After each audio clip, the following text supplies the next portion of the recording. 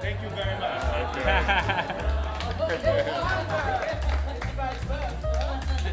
So I am the right person with the right name for Rhum. So there you go. It was a calling. Ron.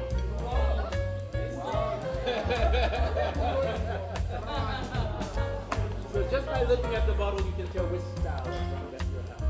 Now it is a question of what is it that you prefer as a rum. Just before we continue, we put a little cocktail here that is made from St. James, of course, with the right rum. So you have some ice cubes there. You can add some ice if you feel like it. Usually you would know this cocktail as a siponche.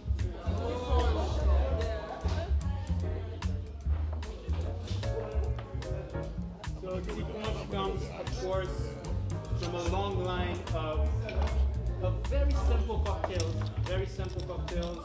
which includes 3 ingredients: lime, sugar, and rum. Yeah? It will be lime, sugar, and rum. That's it. So it is a very simple, that's it. And then it's bottled.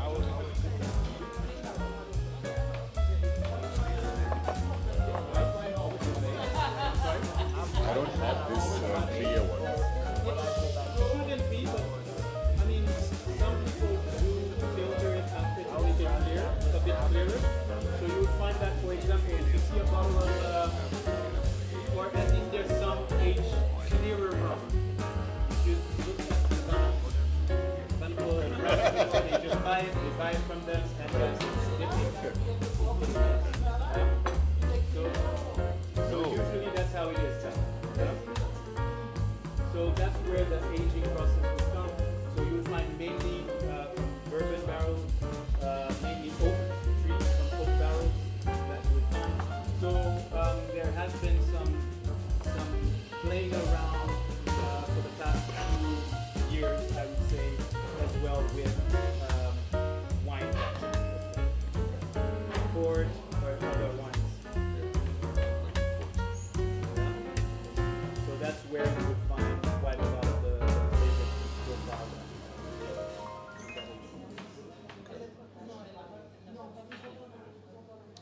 And is there any main difference because you spoke of the Caribbean, that's predominantly the rum region, and the one from Mauritius?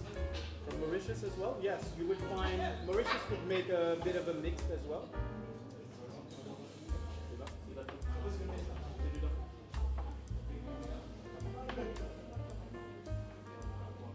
Yeah. So yeah, you would find Mauritius has a little bit of both of the French and English influence when it comes to their rum. Mainly they will stick with the English influence as they make molasses-based rum as well. So that's what you would find there in Mauritius. But yeah, the difference would be, for example, the provenance, so the terroir of the rums. So you'd find in the Caribbean, you have, it all depends on the latitude as well, where you are on the, compared to the equator. And one of the other things is that the aging process is completely different in the tropical weather or in a more temperate weather, for example in Europe. So you would find, so one key thing is that you could put a rum that has been aged for, let's say, 5 years.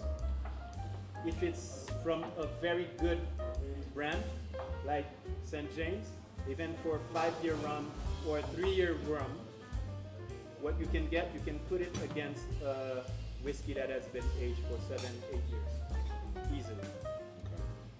Just because of the aging process. In tropical weather, it ages a bit faster. The process goes faster in the cask. Okay. You know? And also there is what we call the angel share. So you would see to produce rum, especially if you're aging in a tropical weather, you would need definitely more production than what someone would need in Europe if they're producing their whiskey. Why? Because it evaporates. This is what we call the angel share. When it's in the cask, This is where you drink and you decide. Yeah, you know what I mean? Like, I'm gonna say coffee. I think I have dizzy, drunk.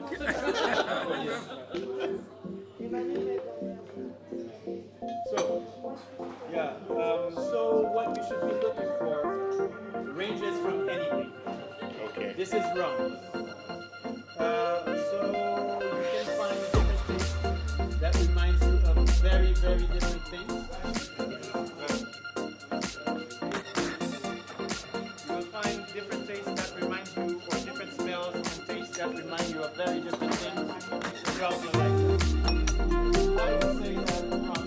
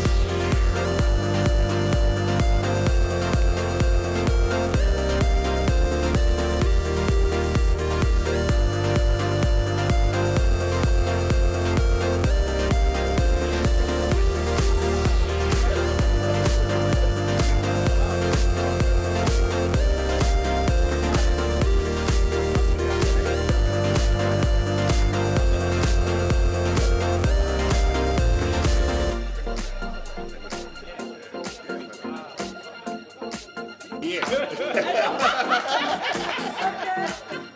Well, so we're talking about Sophia. We just have two people who have just arrived there, and they are still makeup. It's not about being tonight, it's about love. Anyway, so the first one that they are asking is, I was all prepared with